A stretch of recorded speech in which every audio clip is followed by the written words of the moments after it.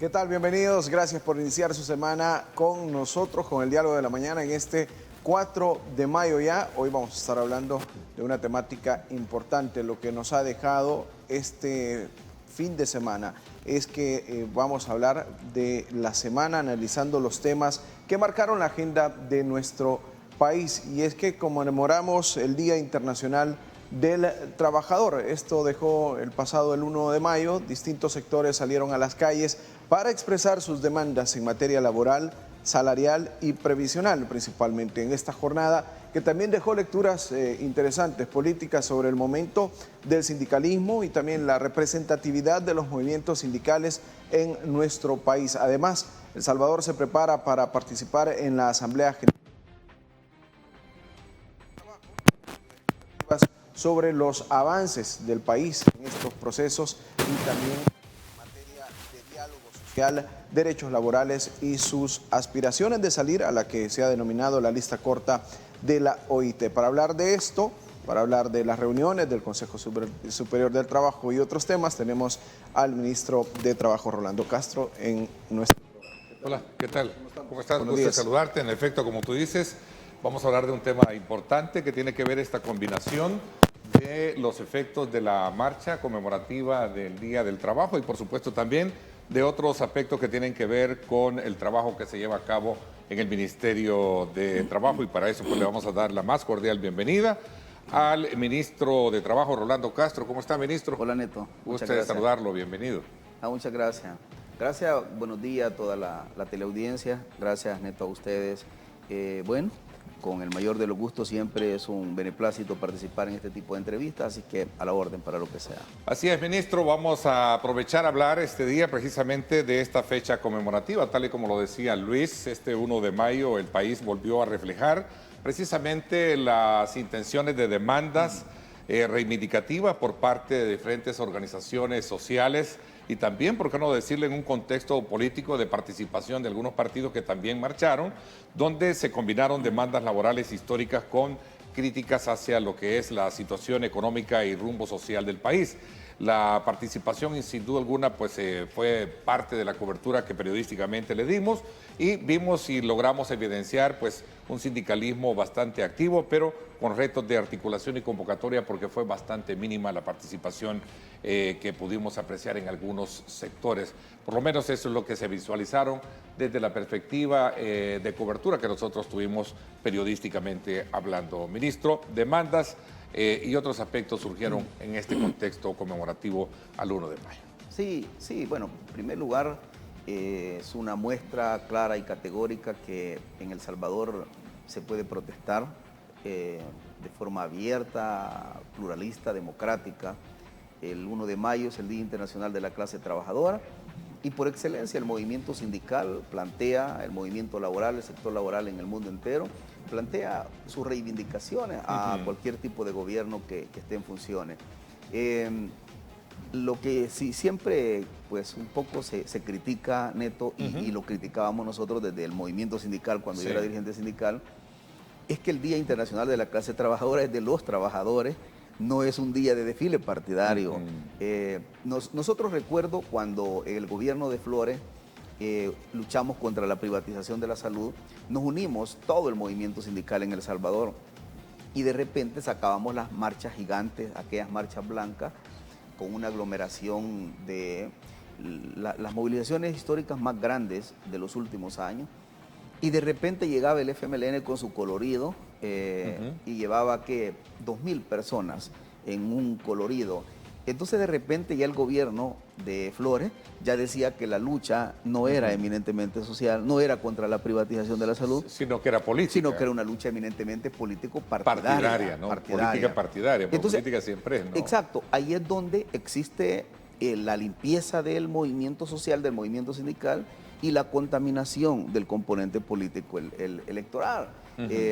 Y quieras o no, la misma lucha social, la misma lucha sindical mostró que en alguna medida se regaló todo ese esfuerzo político que debió haber sido acumulado para el movimiento sindical. O sea, pero es una combinación, ministro, que históricamente, como bien usted lo dice, se ha tenido por años. Es decir, desde el punto de vista que los partidos políticos han sabido en algún momento trastocar esos intereses y por supuesto identificarlos y con la misma también jugar en cartas de demandas a gobiernos, en este caso de turnos, ¿no? Sí, y lo que pasa es que al final cuando tú ves que después termina un Guillermo Mata, que era el vocero oficial del movimiento de la lucha que te estoy hablando contra la privatización de la salud, armando fórmula con Chafik en aquel momento, Sí. y luego de repente ves al mismo Mata como diputado de la Asamblea Legislativa, entonces todo eso corroe la credibilidad del movimiento sindical y de repente dice, es que la lucha es eminentemente sindical, Sí, y pero ¿le hace daño Sí. o es un mal necesario No. también por la misma puntualidad en la que hacía? No, Con mi Neto, pregunta, la historia, digo, no, porque la historia al no... final terminan necesitando de los partidos políticos. No, depende. Si tenés un movimiento social y sindical fuerte en las calles, incidís desde las calles, no desde la Asamblea Legislativa. O sea, si tenés un poder social fuerte en las calles, tú no necesitas un diputado, no necesitas absolutamente nada. La incidencia la armás desde las calles. O sea, lo que pasa es que de repente hay gente que dice, bueno, pero en ese momento el frente que se metía a la lucha sindical era un frente vigoroso que iba hacia arriba. Y ahora es un frente a punto de morir. O sea, prácticamente así Neto, humildemente y modestamente. Y el frente prácticamente es un cadáver político. Y ese cadáver político llega y se mete a la lucha sindical un 1 de mayo.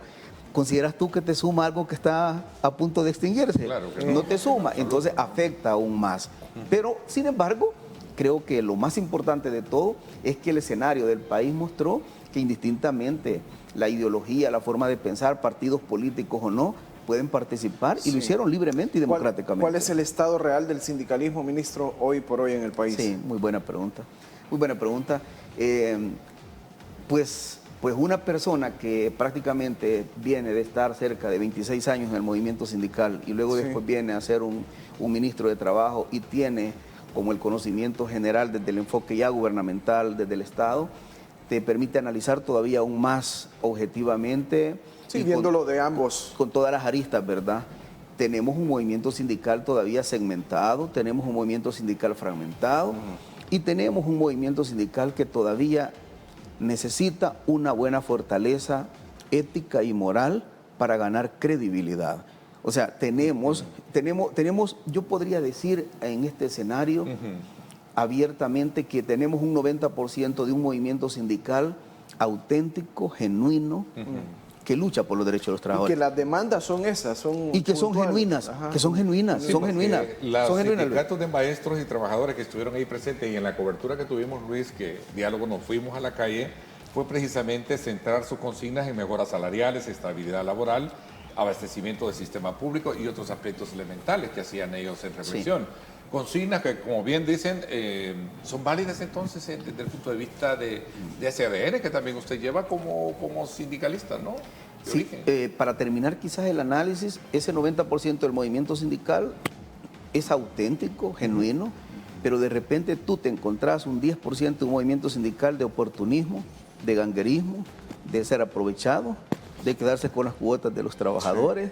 Entonces, y quieras o no, son los que mucho el sistema de repente los hace ver, los visibiliza y dice todo el movimiento sindical es corrupto, todo el movimiento sindical es malo. Y no es así. No es así. En El Salvador todavía. Pero sí manipulable. No, en El Salvador. Pero sí manipulable en el- por los partidos políticos hablando de eso, Sí, ministro. y en El Salvador todavía hay dirigentes sindicales, de esos que estoy hablando, de esas personas que en alguna medida le hacen mucho daño al sindicalismo en El Salvador, que le hacen daño a la lucha auténtica de la clase trabajadora. Hay todavía, hay, no muchos, pero hay. Sí. Hay personas incluso aprovechándose del fuero sindical para insultar autoridades, de buscar prebendas personales con el fuero. O sea, hay todavía.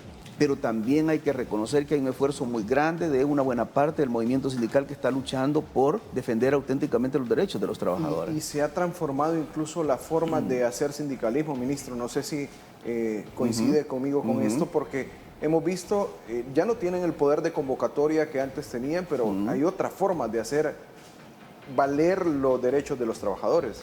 ¿Cómo funcionaba el sindicalismo prehistórico? Que en alguna medida uno tenía que de repente cerrar una calle para que los medios de comunicación llegaran, Lo vieran. cubrieran, porque de otra manera no tenía.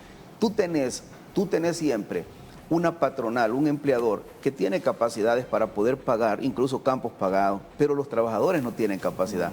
Entonces la versión del empleador siempre tenía acceso a los medios, pero los trabajadores no. Entonces la lucha sindical se crea en alguna medida, no hay otra forma que venir. De repente el medio incluso saca caos en San Salvador, calle cerrada, pero saca un poquito ahí y dice es por los derechos de tal cosa. Entonces el movimiento sindical se creó por eso. Hoy, tal cual tú lo dices muy claramente, hoy tenés diversificación de los medios comunicacionales. Entonces hoy no se necesita para dar a conocer una plataforma, para dar a conocer tus demandas, tus necesidades, cerrar una calle. No se necesita hacerlo.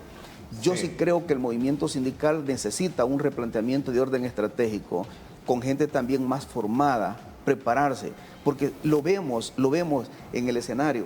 A este lado están los 5 abogados de un empleador y a este lado está el trabajador sin ninguna salvaguardia legal.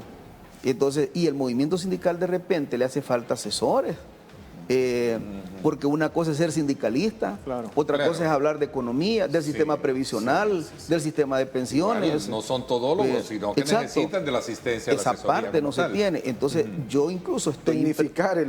Tecnificar.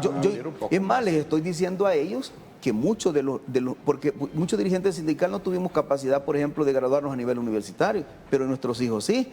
Entonces yo les estoy impregnando bastante que incluso ahí puede salir el buen economista para que los asesore y el buen abogado para que los asesore. Sí creo que hay condiciones para armar una generación del movimiento sindical moderna en base a los retos y desafíos que hay. Hay un reto que logramos evidenciar en esta cobertura que tuvimos como Diálogo 21, este servidor que fue a la calle, que fue precisamente ver un sindicalismo activo, pero con retos de articulación y de una buena convocatoria, porque creo que lo que usted decía, en el pasado era diferente, ¿no?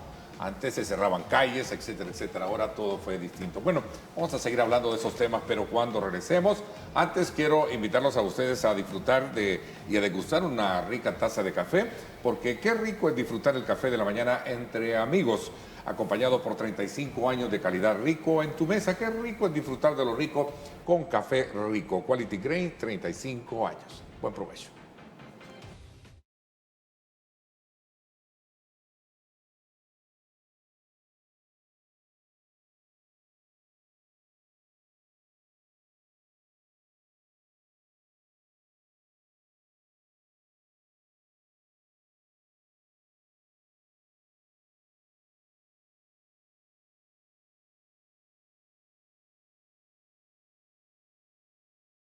Muy bien, gracias por continuar con nosotros y gracias a Salnet. Vamos a este siguiente bloque, vamos a hablar de que El Salvador se está preparando ya para una nueva ronda, una nueva participación en la Asamblea General de la Organización Internacional del Trabajo. El gobierno asegura que existen avances, son importantes en temas de diálogo social y cumplimiento en compromisos internacionales, así lo dijo el ministro este pasado viernes.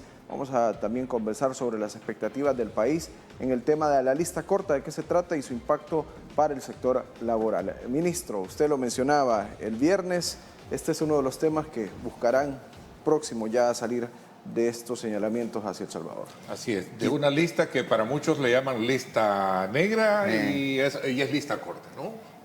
Mediáticamente le llaman lista negra, pero técnicamente y jurídicamente internacional se llama lista corta. Para los periodistas siempre andamos buscando, ¿no? La lista negra, ¿no? ¿Cómo El Salvador puede llegar a salir de esa lista negra, de esa lista corta? Sí, con gusto. Quizás antes de eso solo cerrar con lo siguiente. El movimiento sindical para fortalecerse necesita formación, preparación, capacidad, robustez técnica para enfrentar los retos y desafíos de un mundo global moderno. Número 1. Número 2, necesita autonomía. Los partidos políticos son los que más daño le han ocasionado al movimiento sindical en El Salvador. No deben meterse. El partido político debe hacer su escenario eminentemente político partidario y el movimiento sindical debe hacer su labor eminentemente reivindicativa, porque te contaminan. Cualquier gobierno le sale fácil poder decir, es que ahí andaba el FMLN, es que ahí andaba, bueno, de hasta Arena sale a marchar ahora, cuando Arena históricamente hasta por principio nunca ha marchado. Nunca estuvo a la par de la clase trabajadora. ¿Qué buscaban según usted ellos? Sencillamente. ¿Visibilización? No, sencillamente los partidos políticos. ¿Conexión con las demandas o qué? El Salvador tiene hoy por hoy una crisis política partidaria, que los partidos políticos no tienen ningún nivel de credibilidad, muy poco aparecen en las encuestas, y la mejor forma de ello es tratar de aprovechar un evento de las reivindicaciones de la clase trabajadora.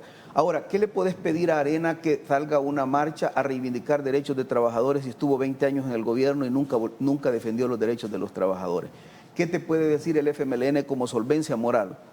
¿Qué ha hecho el FMLN para defender los derechos de los trabajadores cuando estuvo 10 años en el poder y ni siquiera reconoció el convenio 87 de la OIT sobre la libertad sindical hasta que Calvo, a través de la presión de la Unión Europea, que se perdía el sistema de preferencia arancelaria, llegó a la Asamblea Legislativa a presionarlo y ustedes fueron testigos de ese evento, nunca hizo absolutamente nada, nunca ratificó convenios internacionales. Ahora, lo mismo me va a pasar a mí después de que salga de esto. ¿Y qué solvencia tengo de plantear derechos de los trabajadores cuando estuve la oportunidad de estar en una esfera de poder? Sí, claro. y no hice lo que debía de hacer por los trabajadores? O sea, es que uno hay que ser coherente en la vida y hay que tener solvencia moral, Luis. O sea, ver a unos partidos políticos, para mí, mi concepto es eminentemente hipócrita, pero cierro con algo más. El FMLN, en su origen del FMLN, tuvo un sindicalista histórico en las propias filas del FMLN, en la conducción estratégica cuando se diseñó el Partido Comunista en aquel momento. Y estaba Roque, estaba Chafik, pero también estaba Salvador Cayetano Carpio, un luchador social y sindical panificador, con máximo de un 3er grado probablemente. Pero cuando se da la lucha, incluso transnacional, en el Vietnam, pide el Vietnam quiénes son los revolucionarios que van, y el único que va, el humilde panificador que era dirigente sindical en aquel momento y que después fue el que creó las FPL en El Salvador. ¿Dónde está la historia del FMLN reconociendo a un líder sindical emblemático como él? Un comandante. Las pugnas que crearon el desaparecimiento de todos. Sí, es más, debería de investigarse cómo fue la muerte de Cayetano, porque hay dos versiones. Hay dos versiones. La de Roque. Sí, hay dos versiones. Entonces, ¿dónde está el movimiento sindical? ¿Dónde está el FMLN recapitulando su lucha histórica del sindicalismo si ni siquiera reconoce? Es más, vayan a revisar la historia del FMLN, no aparece Cayetano ahí. Entonces, de repente, ver al FMLN ahí y ver a los partidos políticos ahí te causa literalmente, o sea, un malestar sumamente grande, porque lo único que buscan es un aprovechamiento eminentemente político partidario. Aprovechar. Sí. Decían, incluso a Ernesto le decían representantes sindicales que no querían que llegaran a aprovecharse, que ya les habían mentido y se sentían utilizados en algún momento. Voy a contar algo por años de abandono. Voy a contar algo que nunca he comentado en medios. En una oportunidad yo acompaño, siendo dirigente sindical, acompaño a unos trabajadores de Soyapango, que eran dirigentes sindicales que habían sido despedidos. Y se van para la Asamblea Legislativa y yo los acompañé esa oportunidad. Yo era sindicalista en ese momento. Y bien recuerdo que se llegó a buscar al FMLN. Y salió Norma Guevara. Y Norma Guevara lo que les dijo es, ¿saben qué? Hoy papá partido ya no está para ustedes. Hoy somos gobierno. Hoy somos partido político. Luchen mejor, pero papá partido no está para ayudar. Literalmente los echó. Esa gente que echó, que tiró así a los trabajadores, que no le interesó los derechos de ellos en ese momento, verlos ahora en la calle, te repudia. Es un discurso son hipócritas. Más estructurado, si son lo vemos hipócritas. desde el punto de vista que nace de los trabajadores, más de la contaminación política que puede haber. Es que lo que pasa, un discurso más concentrado, digamos, en defensa de los derechos laborales como tal. Es que lo que pasa es que el mismo movimiento sindical, yo estoy haciendo un análisis con la unidad sindical se ha abierto a este debate. Y una de las cosas es que hay poco liderazgo sindical. Entonces, cuando hay poco liderazgo, poca vocería de liderazgo sindical, ahí se te logran colar los políticos. El político, por lo general, tiene más habilidad en términos políticos que el dirigente sindical que se dedica a la lucha reivindicativa como tal. Y se aprovecha. ¿Cuántas personas pudo llevar el FMLN a esa actividad? Nada, poca gente, significativo.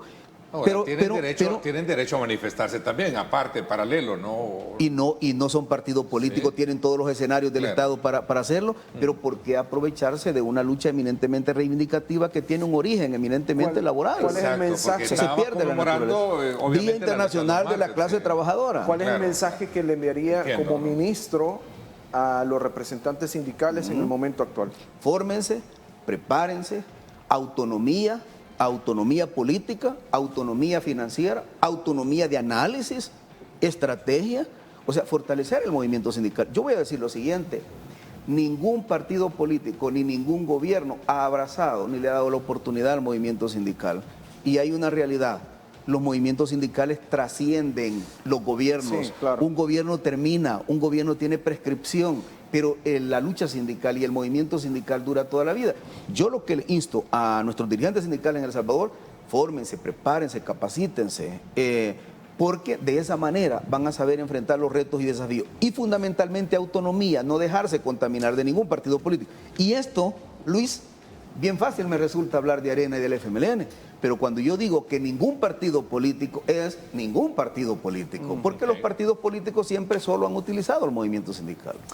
Interesante el planteamiento, más viniendo obviamente de un ministro de Trabajo, que en esta misma mesa nos han dicho algunos representantes sindicales que están pasando, aseguran, por un momento histórico complicado para sus intereses, que ahora dicen parece que se respeta más en el sector privado, porque se hace que se respete y que en este caso es su cartera de Estado la indicada, que en el sector público. Vamos a hacer pausa y hablamos de eso al volver. Interesante para que nos haga marcar la diferencia sobre ese planteamiento. Sí, y a dónde deben de abocarse, que al final también deben tener una vocería. Vámonos a la pausa y regresamos con más.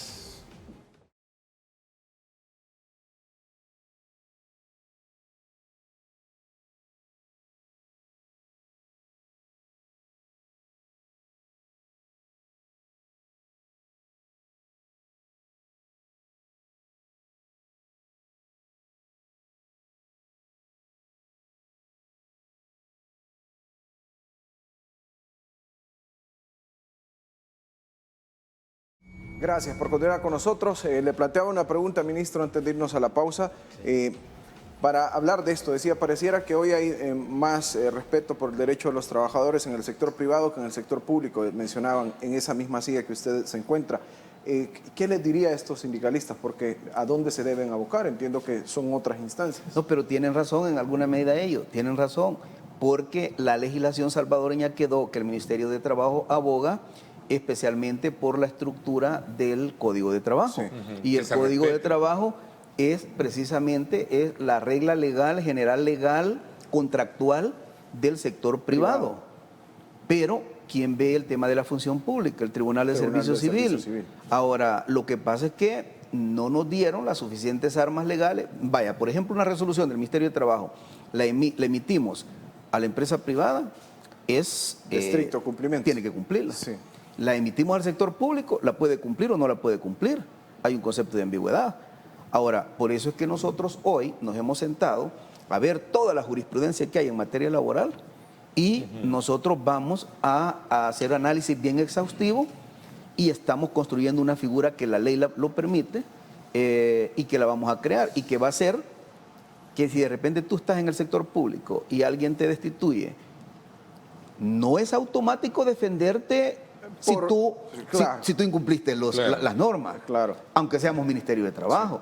Sí. Y es más, si sos dirigente sindical y a pesar que el ministro ha sido dirigente sindical y si el sindicalista ha sido un maltratador de personas, una persona que ha hecho uso indiscriminado de su cargo, valiéndose para eso, no lo vamos a proteger tampoco. No cumple con sus deberes, pues, porque aquí hay derechos. Aquí para exigir primero mis derechos tengo que cumplir con mis deberes. No lo cumple tampoco, no lo vamos a defender. Pero aquel sindicalista que es despedido única y exclusivamente por una represión sindical, el Ministerio de Trabajo va a pedir de inmediato al órgano judicial una medida cautelar que suspenda la destitución. Salgamos. Y ahí está el ámbito de acción del Tribunal del Servicio Civil. Tiene que funcionar el tribunal. ¿Y funciona?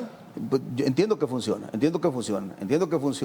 Repito, lo que pasa es que como un poco el ministerio está más vinculado al sector privado, pero entiendo que funciona. Debe de tenerlo. Lo que pasa es que a veces también hay dirigentes sindicales o trabajadores que no hacen uso de la ley porque automáticamente ya saben de que pueden perder, que es lo que ha pasado. También a veces, no hay mucha promoción. Y dos, que de repente el trabajador está despedido no tiene para pagar una asesoría jurídica. Y luego llega el empleador y llega con 2, 3 abogados, lo intimida prácticamente. Nosotros siempre decimos, también hay que probar el sistema para poder hablar y decir, exacto, probar las instancias, exacto, llegar y hacer uso del mecanismo. La próxima Asamblea General de la OIT se perfila como un espacio clave, entiendo, para poder evaluar el cumplimiento de estos derechos laborales que se tienen al país y a nivel global.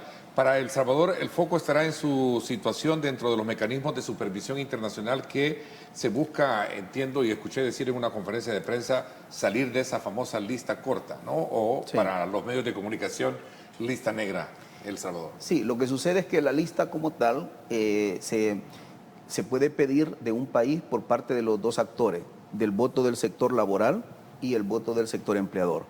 Acá, como ustedes lo saben, los exdirigentes de la ANEP todo el tiempo han planteado a nivel internacional que El Salvador debe estar en las listas. Y eso es un poco afecto al país, porque hay una cosa, el Ministerio de Trabajo va a Ginebra y enfrenta una vez al año este caso, en representación del Estado.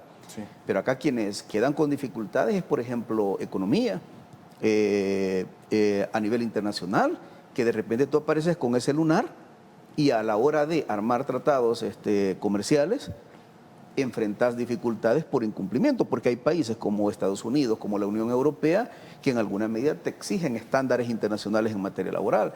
Entonces, la ANEP siempre ha tratado de garantizar que el país esté en ese lunar para no ser sujeto atractivo de inversión internacional. Dicho esto, hemos estado peleando, pero gracias a Dios estamos a punto. En este momento estamos a un par de pasos de lograr sacar el país de forma limpia a nivel internacional, sin ningún bloqueo ya internacional de carácter económico. ¿Cómo lo hemos logrado? Bueno, lo hemos logrado con el voto de los trabajadores.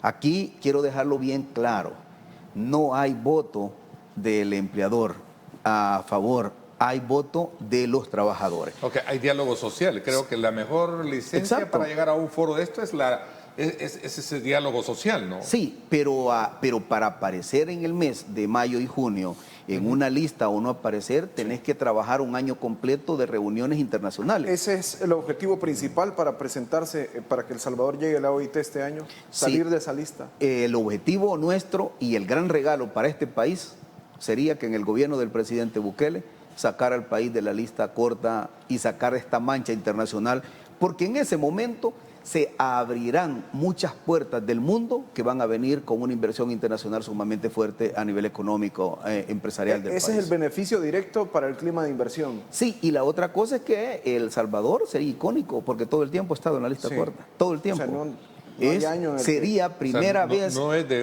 este. No es de este gobierno, no. Prácticamente el país haya estado. Y por eso es que mucha inversión internacional decide quedarse en otros países, incluso de aquí centroamericanos, porque los estándares internacionales en materia laboral, bueno, hay empresas, las marcas, por ejemplo, las marcas deciden no invertir en un país ni comprarle si no cumple con los estándares. Y hay una cosa, y muchos dirigentes sindicales ya tienen, incluso ya no protesta, ya tiene el teléfono directo de las marcas y dice, está pasando esto en tal empresa, y ya no se contrata. Para que el público entienda mejor este tema, ¿cómo El Salvador entró a esto? Entiendo que fue cuando hubo señalamientos de incumplimiento de derechos laborales en el país, ¿no? Sí. Así fue como entró en el pasado, ¿no? Sí, han habido algunos convenios, por ejemplo el 87 sobre la libertad sindical. Exacto. Que no había libertad sindical en El Salvador. Y repito, en el gobierno del FMLN, recuerdo, y ustedes lo saben bien como periodistas, la empresa Calvo tuvo que venir, se fue a meter a la Asamblea Legislativa a plantear la ratificación del convenio 87 porque el gobierno del FMLN no lo ratificaba. Termino en esto. Pero Calvo, ¿por qué lo hizo? Bueno, lo hizo porque el sistema de preferencia arancelaria de la Unión Europea le dijo, o lo hacen o se elimina el sistema de preferencia arancelaria. Lo mismo los tratados que son firmados con Estados Unidos, con Washington. O sea, te dicen claramente que deben de estar sometidos a esta regla. Así es como El Salvador entra a la lista y no sale de la lista todos los años. Pero hoy, gracias a Dios, y gracias al apoyo de los trabajadores, con el voto de los trabajadores en Ginebra, Dios mediante estamos a un par de pasos de lograr, de sacar el país. ¿Será decisiva entonces no, esta reunión con la OIT, no? Sí, y será inédito e histórico. Y será una ventana de apertura al país para lograr atraer mucha inversión internacional. ¿Hay libertad sindical entonces en El Salvador? Lo que pasa es de que el término de libertad sindical es relativo entre el libertinaje. O sea, una cosa es libertad sindical, que tiene todo. Bueno, el Ministerio de Trabajo es el que inscribe los sindicatos, y ahí no hay ninguna barrera para ningún sindicato. Ahora, otra cosa es lo que acabamos de hablar, el concepto del mercenario sindical que se dedica a otras cosas, en eso sí no hay cabida, Neto. Sí. Y eso, porque tenemos que ayudarle al sindicalismo, que el sindicalismo sane. Pero de ahí, libertad sindical, todos. Bueno, en el Ministerio de Trabajo, incluso en el Ministerio de Trabajo, hay dos sindicatos.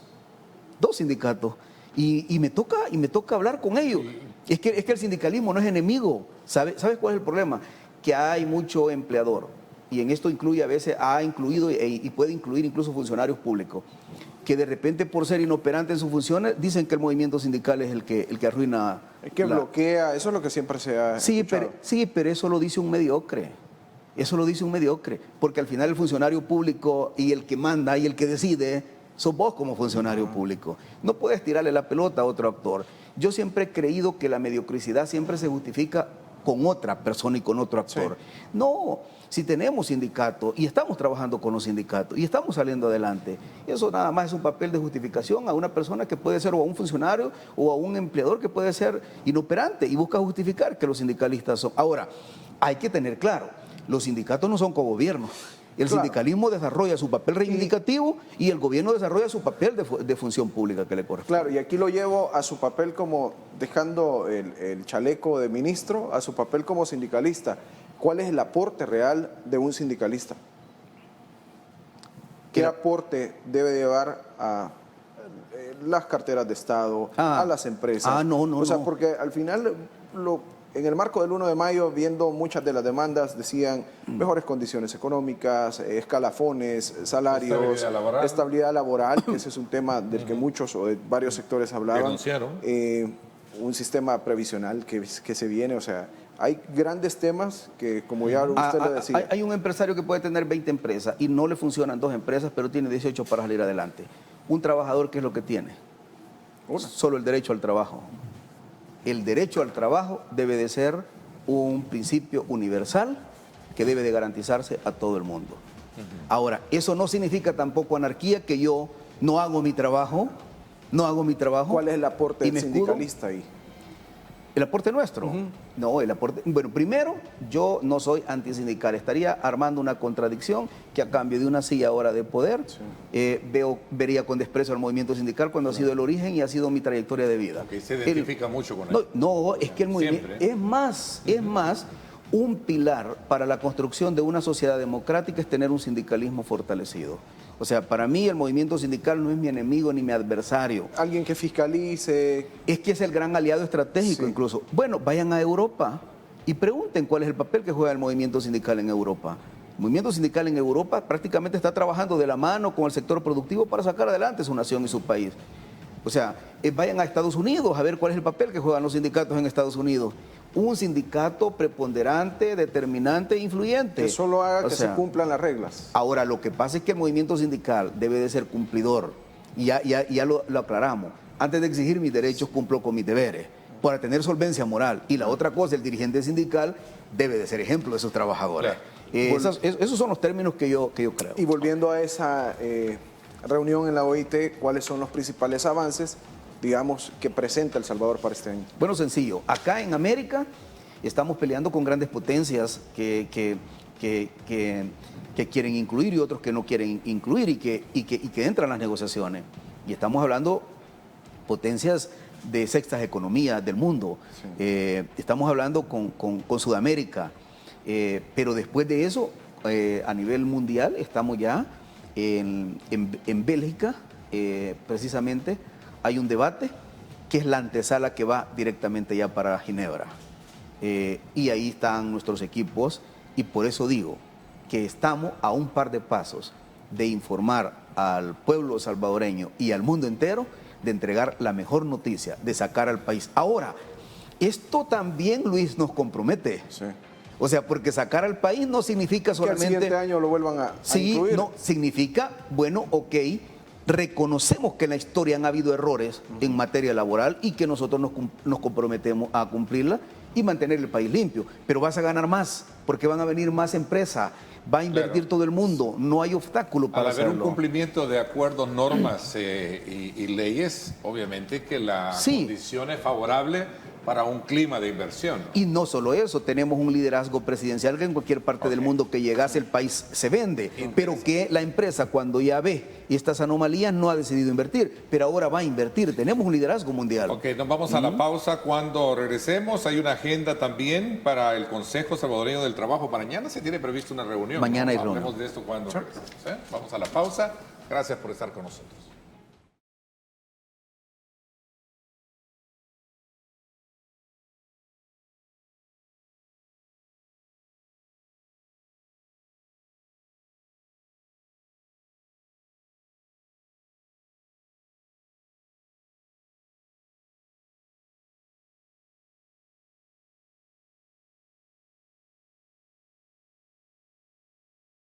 Gracias por continuar con nosotros.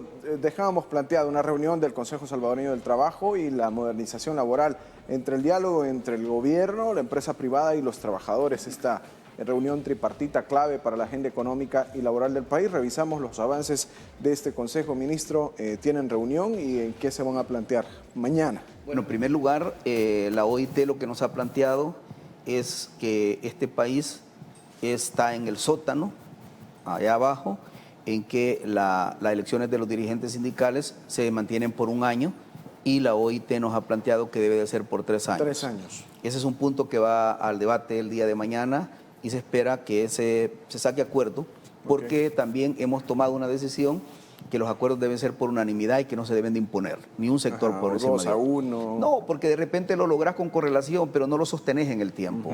Lo correcto es armar acuerdos sostenidos en el tiempo. Eso es uno. Y dos, que se prepare el día de mañana también ya la comisión tripartita que va a viajar a Ginebra por parte del Consejo. Va a ir el sector empleador, va a ir el sector laboral, va a ir el gobierno y Dios mediante, vamos en el nombre de Dios a traer prácticamente ese trofeo a nivel internacional que significa sacar al país de esta penuria y de esta imagen negativa internacional que ha tenido durante toda su historia. Esta reunión con el Consejo Salvadoreño del Trabajo y todos estos elementos de agenda contempla también para este año nuevas, aparte de lo que usted decía, sacar al país es un paso importante, pero también que aquel sindicalista, aquel trabajador que está hoy en día viéndonos, se sienta esperanzado de que las cosas pueden cambiar en muchas áreas, ministro. Sí, yo creo que yo fui sindicalista 20 y tantos años, pero yo nunca hice uso mucho del Ministerio de Trabajo, por ejemplo. Pero nosotros en el Ministerio de Trabajo, y no lo debería estar diciendo yo, pero creo que el Ministerio de Trabajo ahora es diferente a como nosotros lo encontramos. Por lo menos eso creo que es diferente. Las demás instancias también se están modernizando.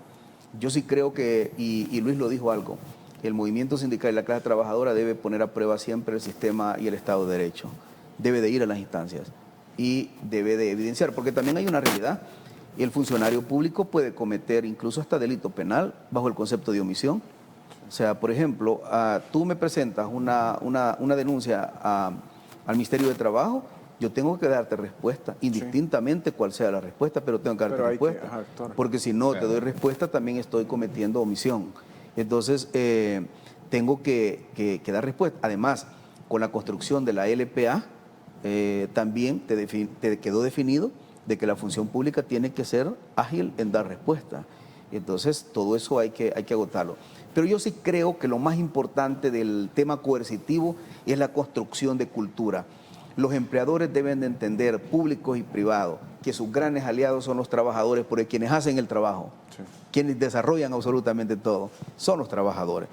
No puede haber empleador sin trabajador y no puede haber trabajador sin empleador. No necesitamos, por lo tanto debemos de trabajar todos de forma armoniosa y en conjunto. Sacando a manera de conclusión de lo que hemos hablado de esta hora, ministro, hemos hablado de reivindicaciones de temas en el día 1 de mayo, que ya lo decíamos, válidas, muchas de ellas, demandas puntuales y que van a ser siempre válidas llegar a proponerlas. Dos, el tema que me quedo con eso también, que no se dejen los sindicalistas meter a los partidos políticos, manipular, incluso el actual. O sea, al final todos, lo decía usted. Partidos políticos son todos. Todos. Y tres, tecnificarse, buscar probar el sistema, el debido proceso, porque solo así podríamos llegar a presentar unas condiciones diferentes de país.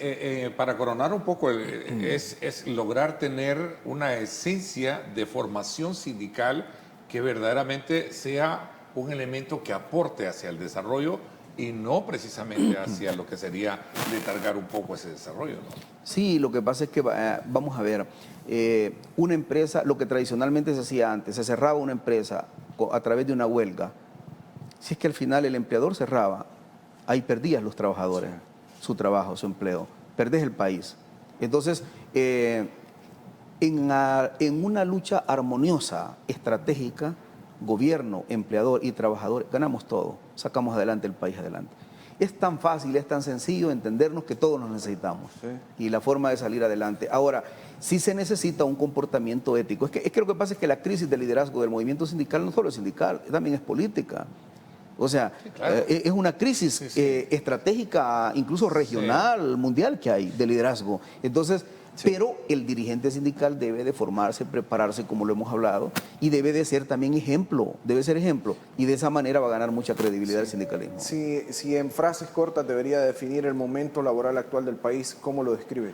Yo creo que es la gran oportunidad que tiene el sector empleador, yo creo que es la gran oportunidad que tiene el gobierno con esta apertura que incluso vamos a lograr a nivel internacional, porque hoy vamos a ser incluidos en todos los escenarios mundiales. Porque cuando estás en una lista no te incluyen en los escenarios internacionales. Tenemos la gran oportunidad y creo que el movimiento sindical puede entrar a un proceso de reflexión y un viraje estratégico en este momento. Yo concluyo con lo siguiente a nivel de esta pregunta. El movimiento sindical y el gobierno y los empleadores nos necesitamos. Sin una de estas es como los pies prácticamente de una mesa. O de un matrimonio, ¿no? O de un matrimonio. Es que nos necesitamos. Ahora, respetándonos cada quien. Yo quiero terminar con algo sobre este punto. Yo fui a Argentina y cuando iba en las calles de Argentina veía un montón de rótulos hablando, por ejemplo, del peronismo. No estoy a favor del peronismo electoral, lo dejo claro. Pero Perón, ¿hace cuánto tiempo fue presidente? Perón, ¿hace cuánto tiempo murió? Pero hay mucha gente que incrustó y defiende ahora las causas que Perón hizo en su momento. No todas, algunas, las defiende. Yo veo que el presidente Bukele le trajo paz a El Salvador. Nos guste o no nos guste, a la oposición le guste o no le guste, pero lo cierto es que hoy tu hijo puede salir de tu casa y tú estás tranquilo que va a regresar a las 8, 9, 10, 11 de la noche. Esos legados, ¿quién los va a defender? ¿Tú crees que los van a defender los funcionarios que estamos ahorita en el gobierno? No lo vamos a defender. Nadie lo va a defender. Yo creo que el presidente Bukele tiene la oportunidad de armar una alianza de orden estratégico con el movimiento sindical decente, honesto, para poder estos legados defenderlos en el futuro. Ok, una semana prácticamente del 1 al 12 será en Ginebra, Suiza, ¿no? La reunión, ¿verdad? Sí, mañana a las 9 de la mañana es la reunión del Consejo Superior del Trabajo en el Ministerio de Trabajo. Mañana se define toda la ruta de la agenda a nivel internacional, porque hay una cosa, después del evento de Ginebra, si nosotros salimos de la lista, ya nos está esperando una reunión en Italia, un conglomerado bastante fuerte internacional, porque nos incluirían en todos los foros internacionales para incluso la inversión internacional en El Salvador. Así sea. Gracias, ministro, por su visita. Creo que ha sido muy importante conocer también el estado actual de la situación sindical en el país. Ministro, gracias. Gracias. A usted, amigo televidente, gracias por iniciar su semana con nosotros. Hay programación durante toda la semana en Grupo Megavisión. Esta noche a las 7 de la noche por Canal 19 Pulso Ciudadano. En punto de cada hora tenemos avances de noticias. Búsquenos en YouTube. Estamos como Diálogo, como Pulso Ciudadano. Tenemos también incluso programas diferenciados ya para nuestras plataformas digitales. Así es, quédese con nosotros porque es una muy buena programación. Gracias, pásenla bien y como siempre recuerden lo más importante, amar a Dios sobre todas las cosas.